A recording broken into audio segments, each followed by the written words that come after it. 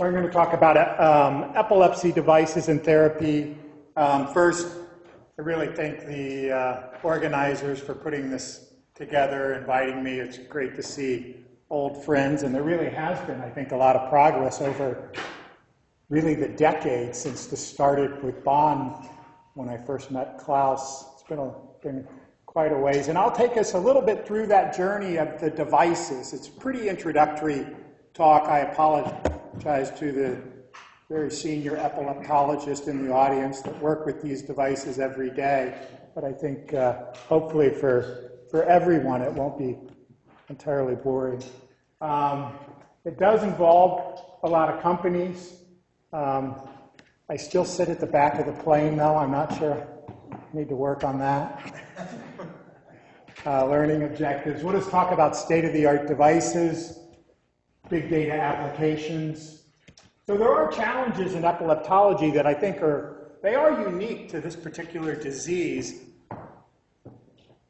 Relatively rare events, so the statistics of rare events, it requires big data. That's really been a challenge, and we heard just a moment ago about that, how that's really held the field up until that was recognized. Compared to other diseases my colleagues work on, multiple sclerosis, brain tumors, stroke, there's a signature that's persistent. So if you're treating a brain tumor, the brain tumor is shrinking, you're treating MS, you're looking at MS lesions on MRI. In epilepsy, it's particularly challenging because there are paroxysmal events that have no lasting consequence. Often the patient's amnestic for them, so they can't even tell you about them. Also, there are other aspects. They can be subtle. They can, say, be nocturnal. There's the stigma associated with it. Sometimes our patients aren't totally forthcoming because it impacts their lives. So, again, the challenge of getting the data become more acute. It was mentioned earlier today, Andreas, that all the devices and all the therapies that have been developed so far are all built around patient reporting. And there's a fundamental problem with that that was really laid bare by the NeuroVista study from the Melbourne, the holy triad from Melbourne, I guess you want to call it. The Holy Trinity, the Holy Melbourne Trinity. And then, of course, we'll talk a little about treatments. And so, why do we need treatments? Well, 60 million people with epilepsy, a third of them are drug resistant. If you live in the modern world where you have access to medications, a third will still be resistant. Sometimes you're lucky. You may have a cavernoma that can be easily resected by a surgeon, make that person seizure-free, but often you're not. This patient, bilateral mesial temporal sclerosis. Until very recently, we had no treatment options for this patient other than additional medication trials. These patients are particularly challenging. Non-lesional MRI, so normal MRI, extratemporal epilepsy. This 24-year-old gentleman had focal motor seizures. We implanted him with a large grid, highly invasive diagnostic procedure, right? Huge craniotomy, grid on the brain. Things were looking really good. Very focal onset from contact 17. Unfortunately, so he's gone through this whole procedure, a diagnostic procedure, not a therapeutic one, a diagnostic procedure, and we discovered that that's motor hand. Gone through all this. Until just recently, we had no treatment options. We would say, well, that's unfortunate turn of events. We need a better diagnostic tool. That's still true. But previously, we didn't have anything to offer these patients, and now we do with brain stimulation. Through all of that, with epilepsy surgery and these evaluations, where are we? Epilepsy surgery is very effective in many patients, and if you look at 1 year out, if they have a lesion, they'll be 90% of the patients will be seizure-free. Now, of course, the durability of that degrades over time, such that when you get to 5 years out, it's about 70% if you have a lesion.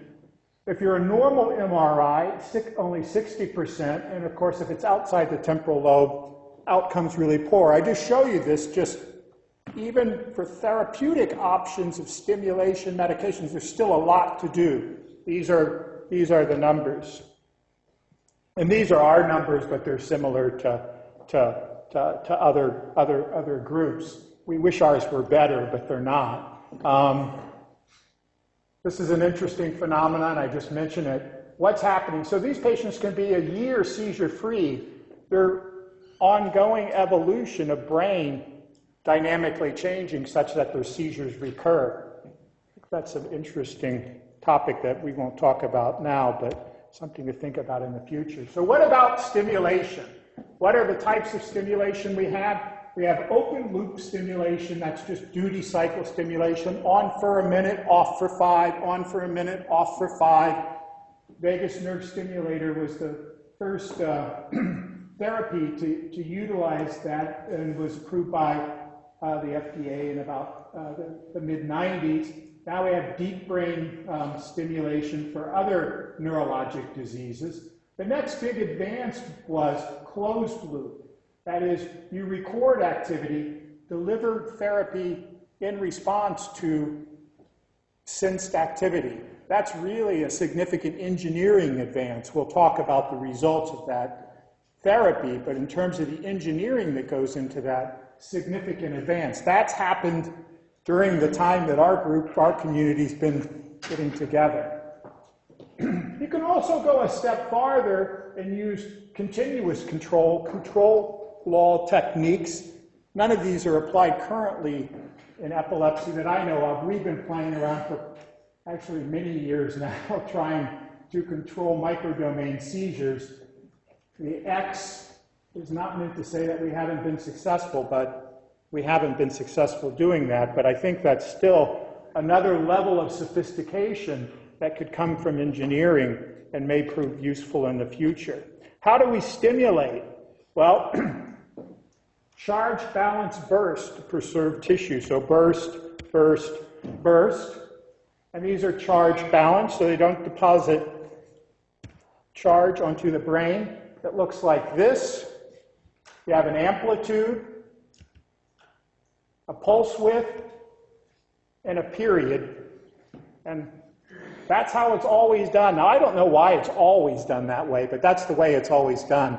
And I'm sure there are people in this audience thinking about other ways of stimulating the brain. And, you know, that looks about as unphysiologic as you can imagine. But that's how it's done in the applications I'll tell you about. So there's duty cycle stimulation, vagus nerve stimulation, deep brain stimulation. We heard about that earlier. Big trial by Bob Fisher, published in Epilepsy in 2010, anterior nucleus of the thalamus stimulation for drug-resistant focal epilepsy. Really a landmark study. We'll talk a little more about that. The NeuroPace, direct brain stimulation, responsive stimulation, and very exciting that that was approved for FDA approved in the US just last year.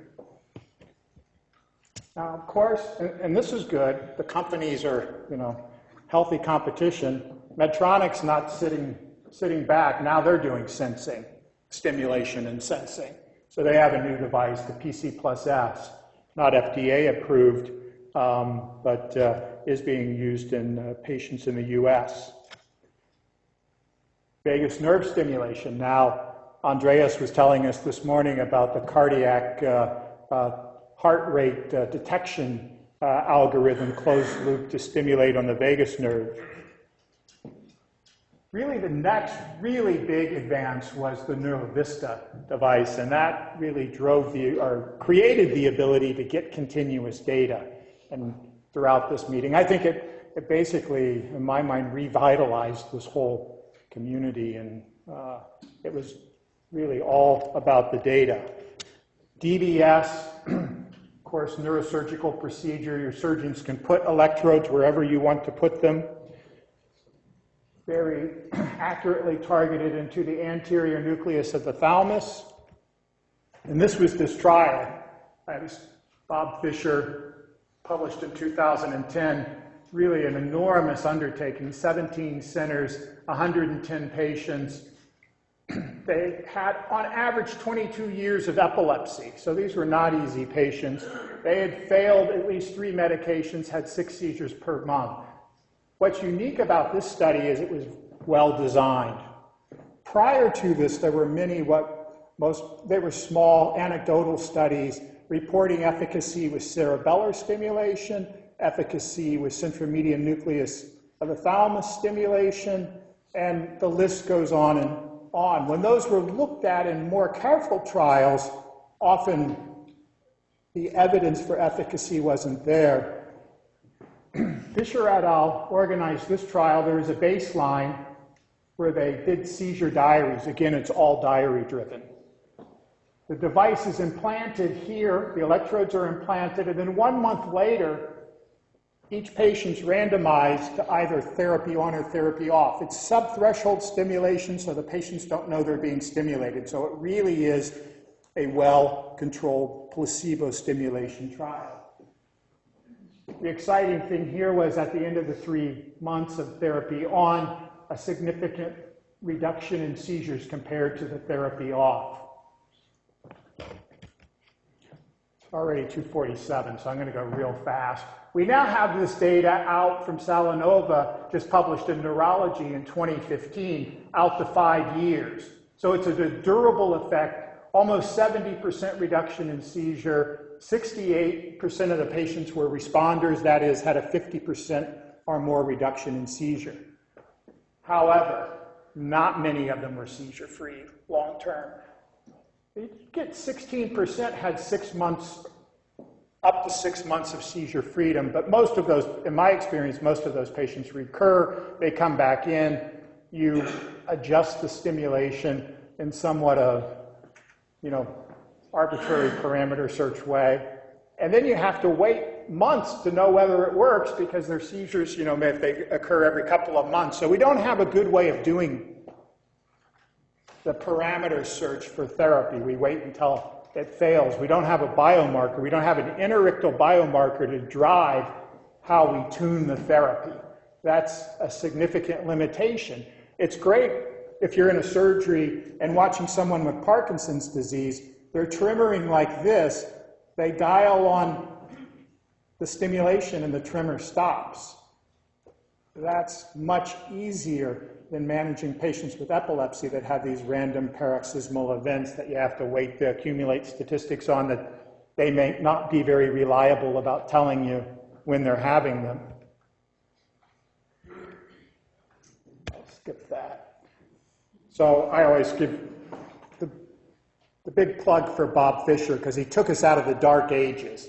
The stuff that was going on, I say, before the SANTE trial was, it wasn't all bad, but they were just small little isolated studies. And then there was also this appeared in the New York Times in 1958 or something like that, and Jose Delgado had implanted this bull with electrodes in the amygdala. He's got a radio transmitter. The bull charges him. He waits till the bull's really close, and then he stimulates.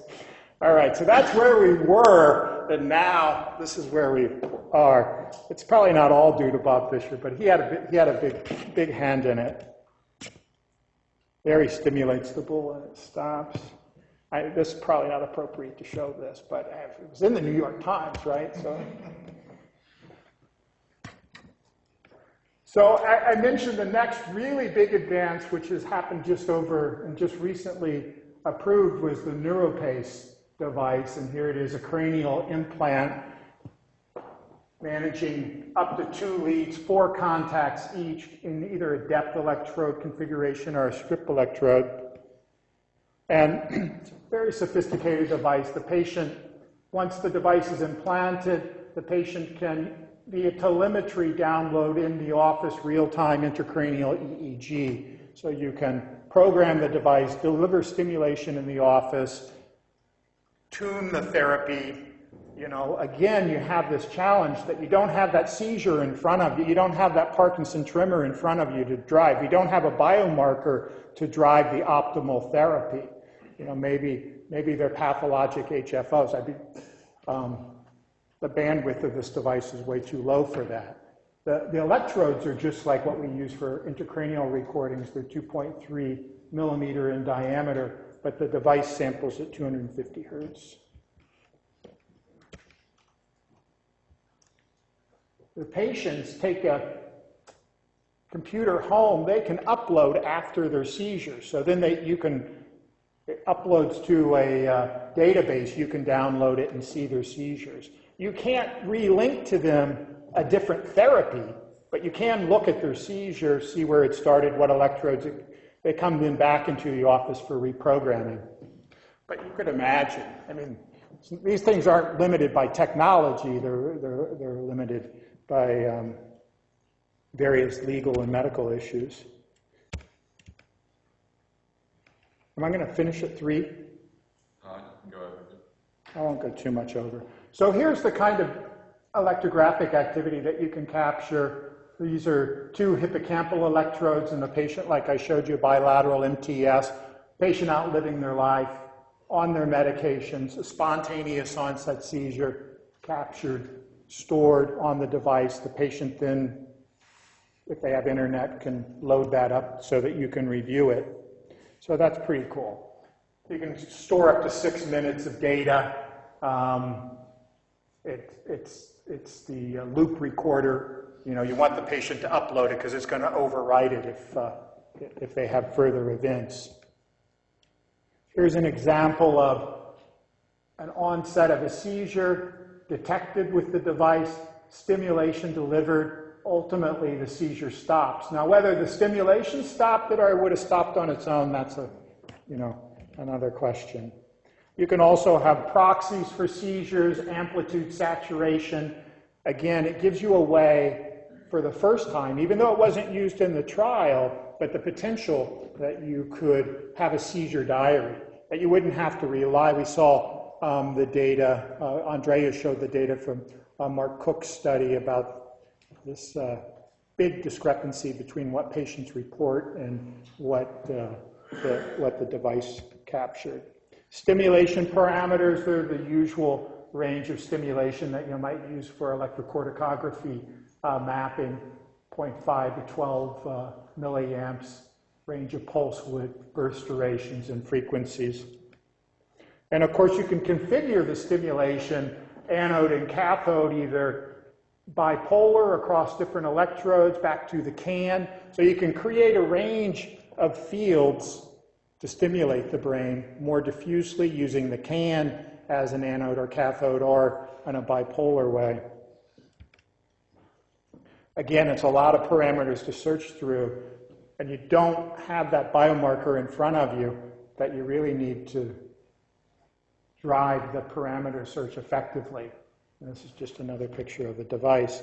Here's that patient in the office then, so device in the cranium, telemetry, and then real-time EEG. The detection tools for this device are simple, and again, they're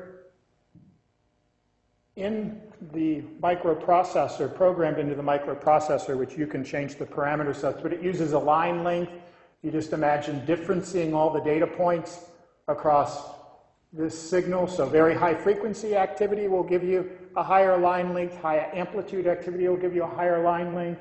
You square that and sum that in the signal and integrate it. You can get an area under the curve. A half width is basically a frequency measure. With those 3 features, you can my experience is it's pretty easy actually to detect seizures, get a good seizure detector with a pretty short latency.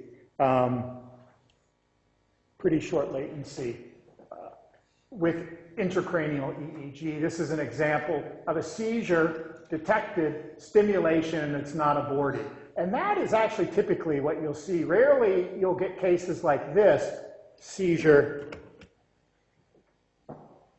detected at DO, stimulated, and actually aborted.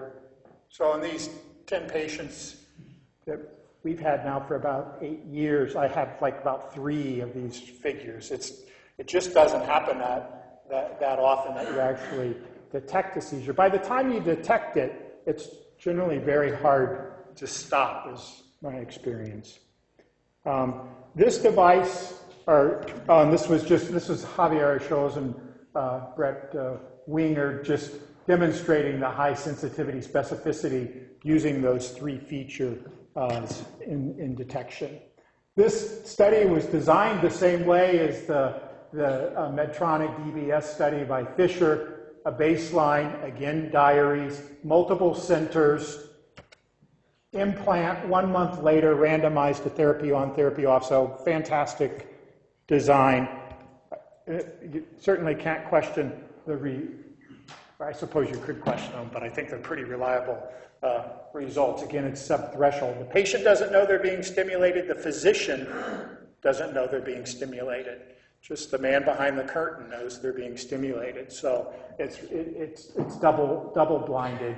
And again, with the stimulation on, where the stimulation was tuned to detect electrographic events, a significant reduction in seizures. We have this data now going out many years, and Heck reported the 2 years out, and then just a couple of months ago, Greg Berge, who often came to this meeting, but he's not here this time, reported the 7 years out. And again, the numbers are impressive: 66% reduction in seizures, 56% responder rate.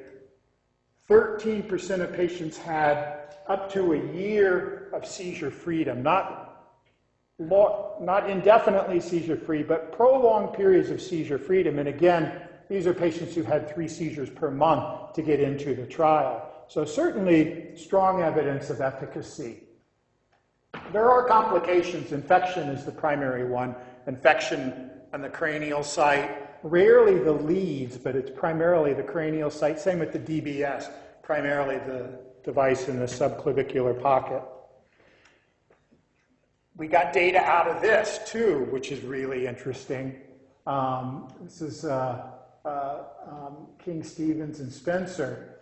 So continually recording from a patient with bilateral MTS, they recorded a series of patients with bilateral MTS, and what they found is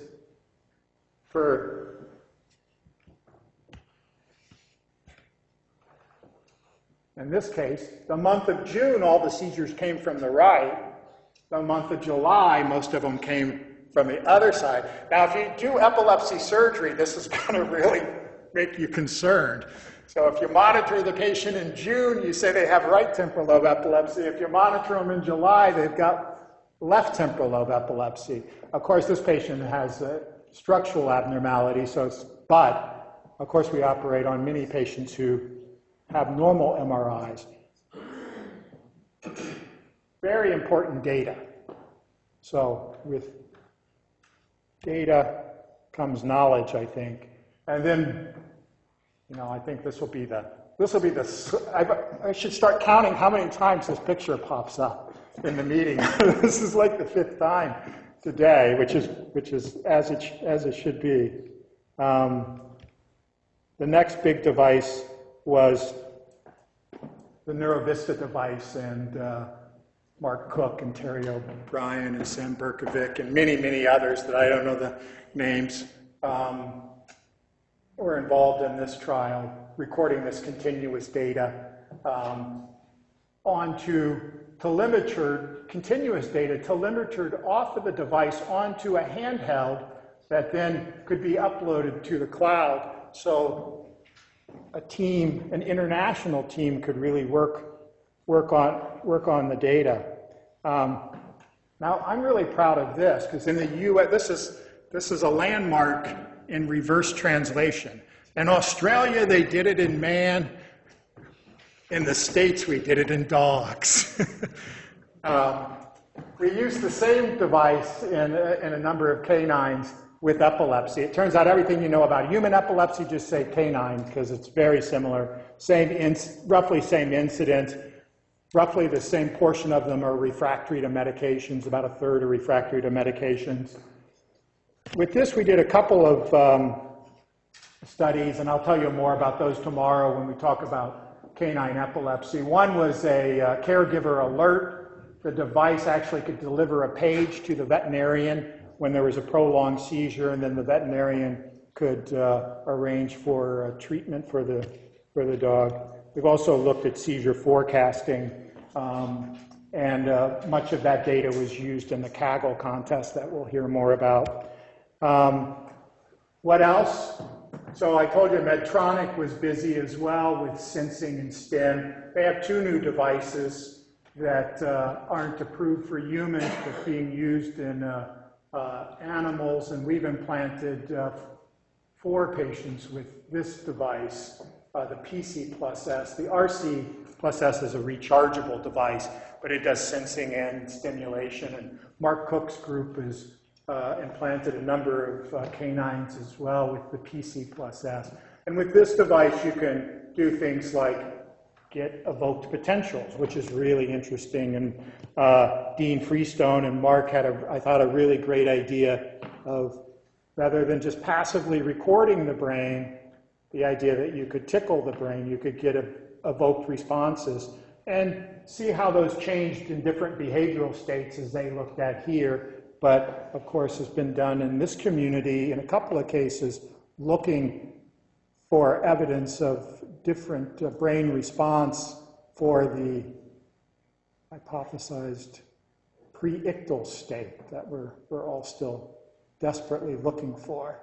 So, all right, so 302. Oh, I got a movie, so I got to show this. So how should you record? We've heard a lot about the bandwidth of the recordings and the spatial scale of recording, and certainly what the brain generates is not this dynamic range, it's this dynamic range. The spatial scale, cortical columns are macro contacts, and these microdomain events. This is data from a microelectrode array. So it's real data,